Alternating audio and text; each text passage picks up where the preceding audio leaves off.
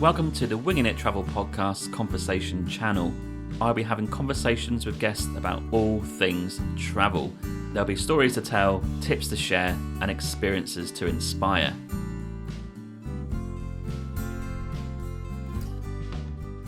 Hello and welcome to the interview playlist on the Winging It Travel Podcast. These are interviews that I've recorded for the audio portion of the podcast that are now available on video. Going to cover some stories, tips and tricks, loads of different countries and cultures.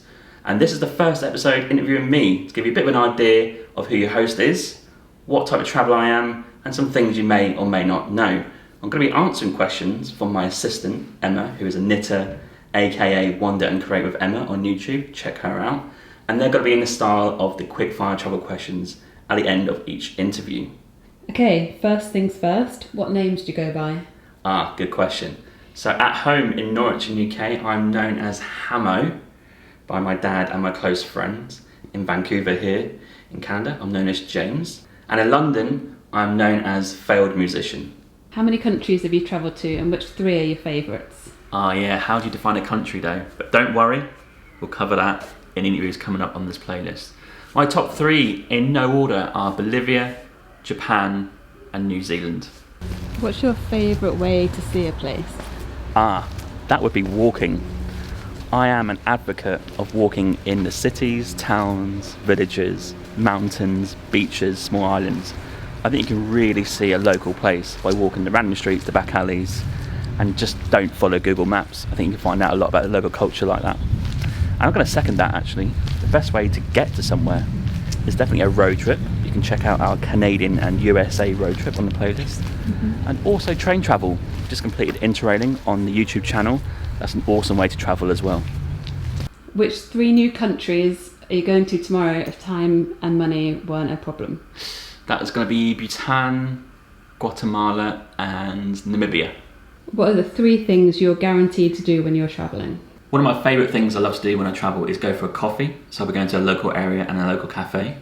Secondly, I'm a bit of a sucker for a view, so there'll be a walk or a hike to a viewpoint overlooking the place that I'm at. Lastly, I'm going to be winging it. Not too much pre-planning, going to arrive there, see what the go is, see what to see, speak to some people, go to a local hostel and get a general idea of the best things to do. If you could pick anywhere in the world to sit for an afternoon drinking coffee and watching the world go by, where would it be? Athens, the Acropolis in the background, busy streets, lots going on. Can't think of anywhere better. And why is coffee so important to you? I just think it's the beating heart of a local community, and also each coffee house, if they're independent, have their own coffee. So I love tasting new ones, seeing what the cafe is like, the vibe, the feel, and maybe a cheeky pastry as well, who knows. Don't have too many of those in the future, but like we are going to do now, we're going to walk into our little local cafe. So let's go. Got another question for you, Hammo. Oh yeah? What are your top three cuisines you've had on your travels? Where do I start? Let's go, first of all, you can't beat British cuisine.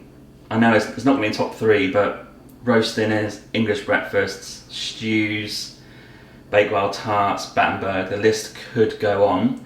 But I'm not going to include that because that'd be controversial. So my top three that I've experienced on my travels are Indian, cannot beat Indian cuisine, north and south.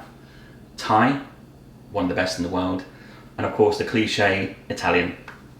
Why did you start the podcast? Yes, COVID happened and no one could travel, so a little bit of boredom came in and I thought, you know what, if we can't travel, let's at least talk about it. So since then, in 2021, I've interviewed 150 guests so far, the majority of them being on my audio part of the podcast, so you can head to Spotify or Apple Podcasts, check those guys out. And there'll be some on this podcast channel going forward.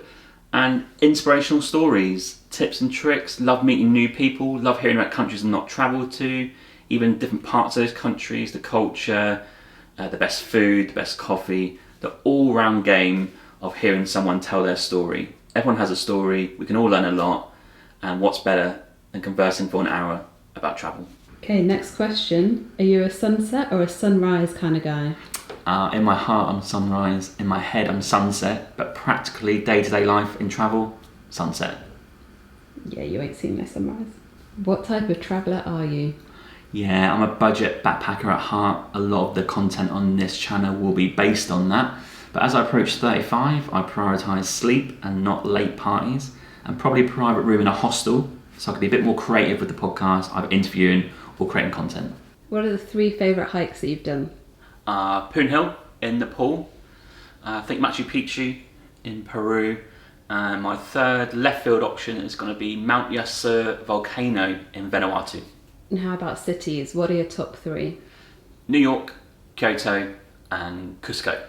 What trips have you got planned for this year? Okay, I have the TravelCon event to go to in Portland in May with a long weekend there. We're going to do the Gulf Islands between Vancouver and Vancouver Island in the summer, so there'll be a few of those. In August, I'm going to the Washington DC for Podcast Movement. That's another event for me. And then in November, I'm traveling for a month, backpacking around El Salvador, Guatemala and southern Mexico, and maybe UK for Christmas and New Year. What 3 travel podcasts would you recommend listening to right now that aren't your own? Okay, Adam and Alan at the Tripology podcast. Their travel podcast is travelling and podcasting at the same time, a bit like what I did last year and what you're seeing now on my channel. Secondly, Curious Tourism by Erin Hines. That is a responsible travel podcast. A lot of topics get you thinking about the way you travel, what travel is, the privileges, etc.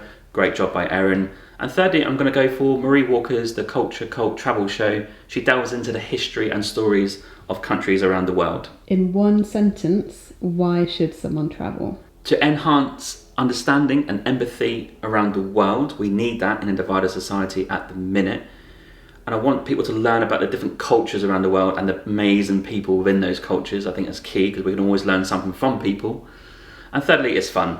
Why wouldn't you want to do it? Bit of coffee, bit of partying, bit and get to know local cultures, bit off grid. It is just an amazing experience as a whole. It's more than one sentence, but that will do.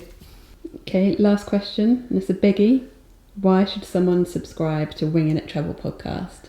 It's a bit of fun, a bit of inspiration, lots of content, countries and people coming on, so you can learn a lot and get some tips and tricks. And ultimately, I'm trying to inspire people to travel the world more. So hit that subscribe button, follow me, and you won't regret it. Please follow and subscribe on my YouTube channel today, and please rate and review the podcast on any podcast platform that you use. Thank you.